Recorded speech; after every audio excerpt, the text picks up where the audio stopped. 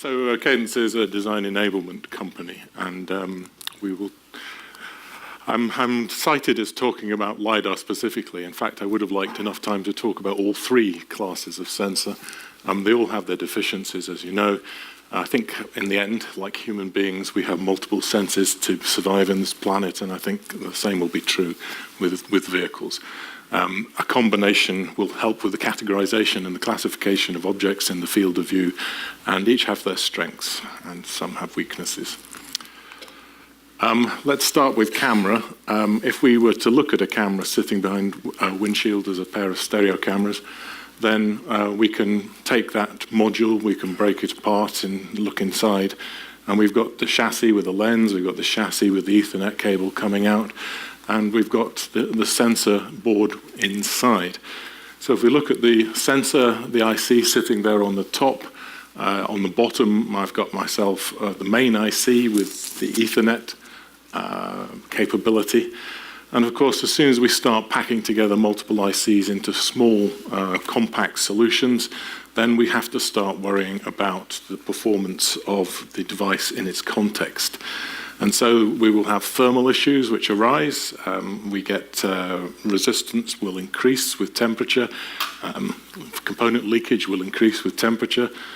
These things generate new temperature. So we have to be able to converge and iterate till we get the context for our performance of our device understood.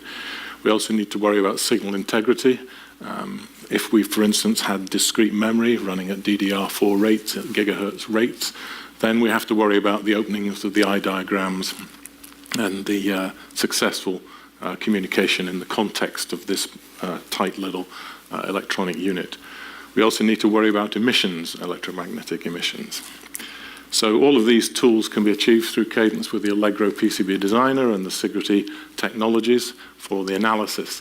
I think in general the automotive industry has long been developing boards and products, but is only catching up now with the needs of high-performance board design, which is familiar in other industries, and the additional analyses that are required when you're trying to service the new data rates inside ADAS and electric autonomous vehicles, and the new compute densities that are required in the units concerned.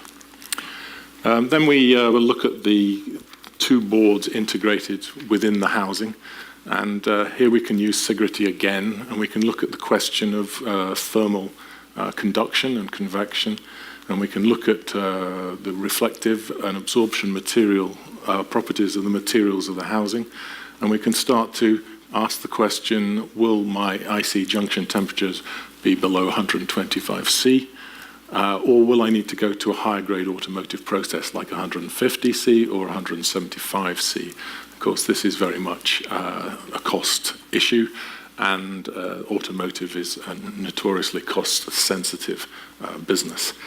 So the problem is that when we place that pair of cameras behind the windshield, it's quite reasonable in sunshine that the ambient temperature can go over 75 in the car behind the windshield. And for this, we may need many more heat sinks in the design. We may need drillings within the housing. So we need to be able to analyze the product and ensure that it's fit for purpose. Yes, we may indeed have onboard calibrations which are accounting for temperature range within our design.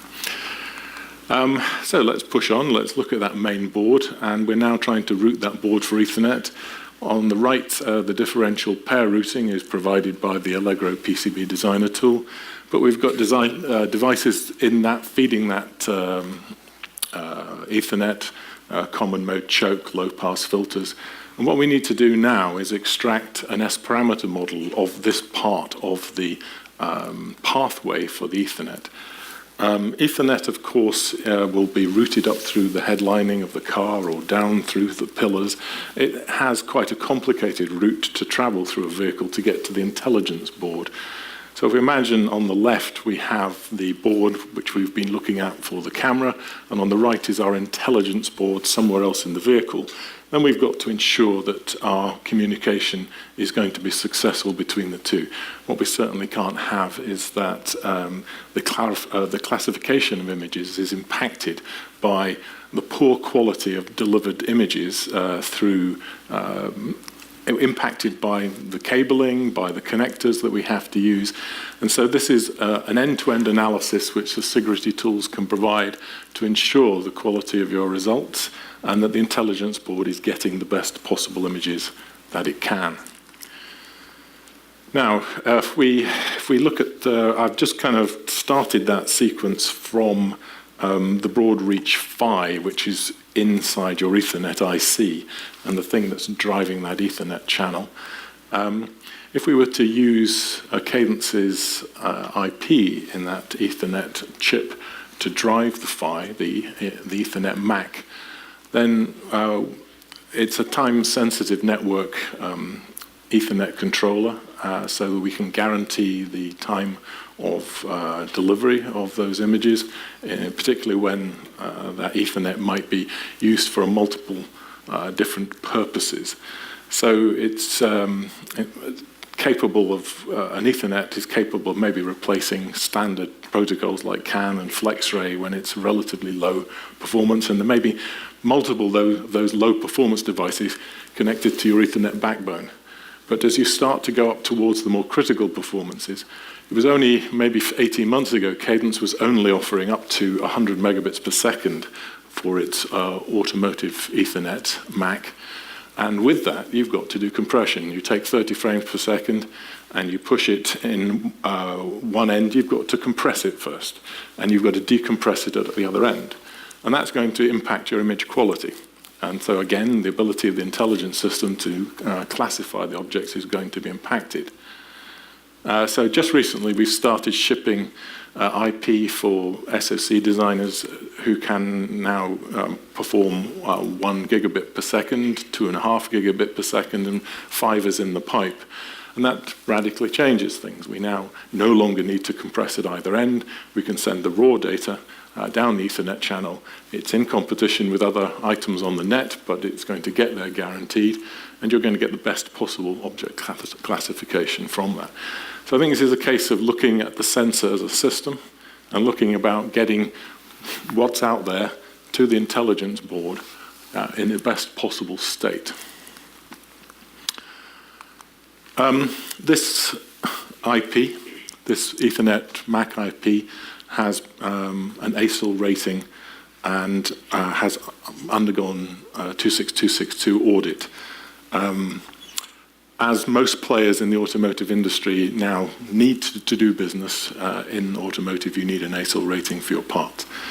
On the right, Cadence's tool chains have also passed the tool compliance level 1, and we provide all the necessary documentation to enable you to go to your auditor when you're taking your chip design and to be able to validate that you were using a quality tooling environment. So 2 aspects of meeting your ASIL requirements is having that documentation in the blue and being able to come away with your safety manual and your ASIL rating on the right in the red. So how did this Cadence Ethernet IP get that rating? It's required for all automotive components. We have what amounts to a functional safety methodology. You will start out with your engineers undergoing an FMEDA analysis, where your failure modes are likely to be, and then you need to start integrating safety mechanisms. And this applies to sensors as much as anything else. You may say that we can duplicate sensors, but that cost-sensitive automotive industry isn't going to sit on that for very long. They're going to want to have safety mechanisms which can flag the failure of that sensor and then perform some necessary action. So this flow is one of incorporating safety mechanisms, being able to validate them, and then going around on that loop again until you have enough safety mechanisms to pass the requisite ASIL ratings, be it B, C, or D. So we have all of the tools to enable that flow. We have our Excellium safety tools and our Jasper Gold and our Indigo. All of these work together to enable you to go through this flow, minimize your overheads, minimize your design time, and yet come away with an ASIL certification.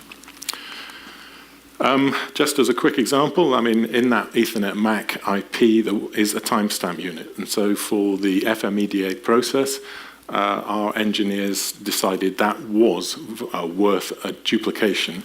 And so the timestamp unit has been duplicated within the IC. But what you'll notice that we also incorporate a safety island capability within the Innovus digital system, which is doing all of your place and route for you, to ensure that there is no common mode failure by routing being allowed to drift into the two safety islands or between them. And so these safety islands are genuinely kept apart for no common mode failures. Right, so per the advertised nature of the talk, let's talk about LiDAR. And I would have gladly talked about radar if we'd had the time. Cadence has all the necessary RF and microwave design flows for doing radar design as well. But let's talk about LiDAR. So the race is on for solid state. We all know that. Getting down to something like $200 or $100 is the expectation. And there are a variety of different approaches to LiDAR. And you may be using any number of the elements I show in this die stack. There will be some control. Again, Cadence offers some suitable DSP IP to incorporate into your control IC. There could be some MEMS. There could be some silicon photonics. There'll be some kind of 3.5 material laser. You're potentially using an avalanche photodiode, but more interestingly, people are going to single photon avalanche diodes to increase the range of the LiDAR. And then some people are starting to see that three-dimensional, very excellent depth perception image from LiDAR can be supplemented by an image sensor, because the LiDAR image is black and white. If you can essentially do an element of in-device sensor fusion, add some color to that, then again that improves the ability for your intelligence unit to do its classification. So Cadence has a number of unique design enablements for this type of design. One of them, of course, is a system in a package. We're seeking to get the lowest possible form factor for this, the least cost, and the least power. And this can be achieved in a system in a package solution. So we can see in the, can I point here? Yeah, so we've got a couple of die side by side here with bond wires. We've got die stacked with bond wires. We've got die stacked with through silicon via. We've got some of the latest chip scale wafer level packaging technologies supported. And as I noted before, anytime you've got some high frequency communication going on, you've got then the physical effects to worry about. And so here we've got an extraction using our Sigrity tools of the package that you have designed. And these are the extracted physical pillars between the outside bond pads of the, outside balls and balls of the package to the internal substrate of the package. And these can have AC effects. They can start to apply, create losses and reflections and crosstalk. And these things have to be accounted for when evaluating the performance of your system. But it's the nature of building small form factor systems. So again, a combination of our SIP tools and our Sigrity tools. So you may be utilizing a MEMS. You may be using a MEMS mirror. And we have a working relationship, a partnership with Coventa as a MEMS design company. It doesn't matter what class of MEMS, inertial MEMS that you may be creating, but here we're talking about a LiDAR scanning mirror. And to be able to scan your laser beam through 100,000 points in the field of vision every second, and to do so without jitter or blur, you need an extremely strong grip on that LiDAR scanning mirror. And so we co-simulate. They provide us the multi-physics model. It includes fluidics. This mirror is moving in some kind of medium. Typically it's air. There's magnetics, the electronics, there's the mechanical. It's that circuit in the bottom right that people will labor over to try and get the best possible control of that mirror so that the quality of the result, the quality of your product can be as high as possible. Then we might look at silicon photonics, a relatively new design material.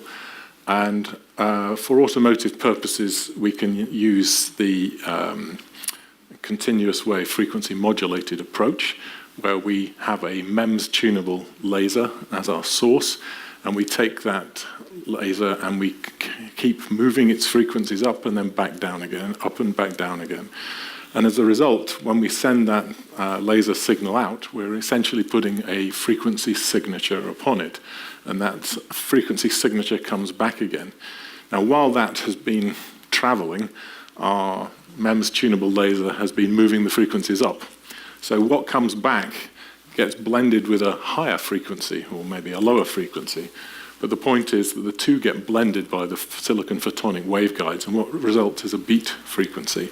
And the beat frequency is so relatively slow that it's very easy for the electronics to deal with, far easier than trying to deal with the sort of native light frequencies.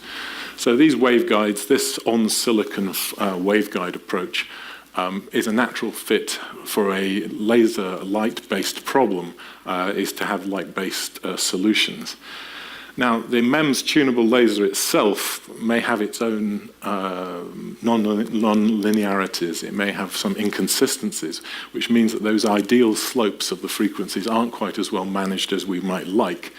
And so what we can do then is we can introduce some kind of optoelectrical phase lock loop, a feedback loop, which is in essence reading the output from the MEMS tunable laser and determining the degree of error and feeding that back in and thus adjusting and sort of self-correcting. And so we can now get an extremely strong grip on the performance of our system, and we can improve that 10 centimeter approximate precision quite a lot. In fact, if you really want to, you can get it down to about 10 micrometers. So it's an interesting design technology, and it certainly has an application in LiDAR. So Cadence has a Codesign enablement capability for silicon photonics. We work with Lumerical as our photonics partner. Lumerical provide the optical simulators. We provide the electronic simulators. And it's the exact same story as we were discussing earlier. It's about having the best possible quality of a solution, the best possible grip on that LiDAR solution. And so the co-design is essential, the co-simulation is essential of the electronic and optical parts. Lumerical also provide for the component design, so whether it's the couplings, the grators, the modulators. So within the one Virtuoso, Cadence Virtuoso environment, you're able to design both your electronics and the photonics together. And clearly there is application in LiDAR. We're aware of maybe 30 startups, 30, 40 startups in this space. It's certainly gold rush time. And some of them, of course, not all of them, are using photonics in their approach. Looking at that stack of die, there was also mixed signal, SOC control die. Cadence has been working in the automotive industry for a very long time. All of the top 10 and most of the top 25 automotive semis are our customers. And we've worked with them on building a mixed signal platform for both design and verification of SoCs, which we believe is second to none, and I think they may do as well. The individual platforms, Spectre for analog simulation, and Virtuoso for analog physical design, Excellium for digital simulation, and Innovus for digital physical design. All of these platforms are moving forward in their own right, but what's great is that we amalgamate the capabilities of all these. They keep moving forward, and in partnership with our automotive semi-customers, we continue to have a class-leading solution there. Right, so maybe we can work on to the idea of vehicle perception. We do have potentially many sensors in our car, and whether it is a robot, a car, or whatever else, we might have some localized sensor fusion, but we are also working with an in-vehicle inference engine, and that engine will need to be able to make those classifications. That most probable label, is that a 30-mile road sign? Is that a pedestrian? Is it a cyclist? And to bring that capability, all the heavy lifting is going to be happening in the neural nets within the training engine, within the data centers.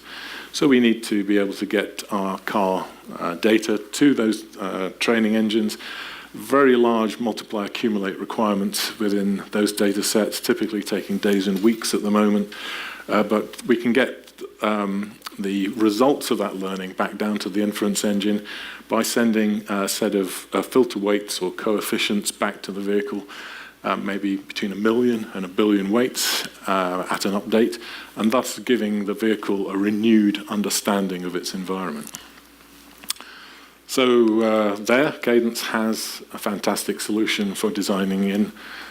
This is IP for our convolutional neural network processor. This provides 1,024 multiply accumulates in a single unit, and as a result, you can achieve a trillion max per second in a square millimeter of silicon. And we can multi-core that solution so that you can achieve a multi-TMAC capability. We also provide specific DSPs for vision, the P5 and the P6 and the Q6 for doing necessary vision processing. And some of those can incorporate CNN capability within them. But it's where you need to offload an even greater amount, a greater TMAC rate, that you'll incorporate the C5 either uniquely or in addition to those processors. So, a variety of different architectures can be supported. And, as the previous speaker was saying, your road signs out there come up with a variety of different conditions, bent, reflecting the sun, fog, all of the things you don't really want. So we've been working with many in the industry, and our German traffic sign recognition benchmark algorithm is the best in the industry for our convolutional neural networks. So if you look at the results, out of all of those signs, we had a successful 99.82% detection rate compared with the human 99.22. So that's what you want from your system, that it's actually better than the human driver. That's the way we will be successful in selling autonomous vehicles, is when the vehicles can outperform the human beings. And then just to note that trying to design any kind of SoC and incorporating many of the elements we've talked about in this talk is forcing people into the more advanced nodes for SoC processing. And once you go below 20 nanometers, you're getting into some very interesting territory. You can see a diagram at the top of a piece of mixed signal design just here, which is at 28 nanometers. And the same circuit realized in 5. We're only just doing test chips now for 5 nanometers. To be able to put all of the processing power that you may need and all of that capability mixed with other functions, the automotive industry had tended to be somewhat behind the curve on Moore's law and use older, more legacy processes, but people are basically being leapfrogged into this new domain. And so they're having to worry about layout-dependent effects, significant device variation, lithography with multi-patterning, many new design rules, new local interconnect layers, new transistor types like FinFET. And again, the design styles are moving quite radically. This kind of row-based, standard cell-based design for analog is quite different from how it has historically been. So a tool like the Virtuoso Advanced Node platform will enable people to get as much functional density as they need out of their designs. Just really a final note that often software can be the long pole in the tent in building out a solution. If I have an SoC system in the design phase, I want to be able to get started on the software as soon as possible. And so with my proposed system, long before I get to any silicon, I can load that up into a simulator and try and run the software at the same time, and I'll find that I get about a 1 kilohertz sort of execution rate for that software. Moving to the Cadence Palladium emulation platform, running your proposed hardware and software together, we might get to a megahertz. And then moving up again to our Proteum platform, you're getting effectively about a 10 megahertz execution rate of your hardware running software. And then finally, you get your first silicon. So just in summary, Cadence has system design covered, advanced node and SOC design, MEMS and silicon photonics, system in a package, software, convolutional neural networks. These are the building blocks you need for a successful automotive system. Sensor design, therefore, for the 21st century automotive, new design fabrics and opportunities, and unique Cadence design enablement. Thank you. Thank you.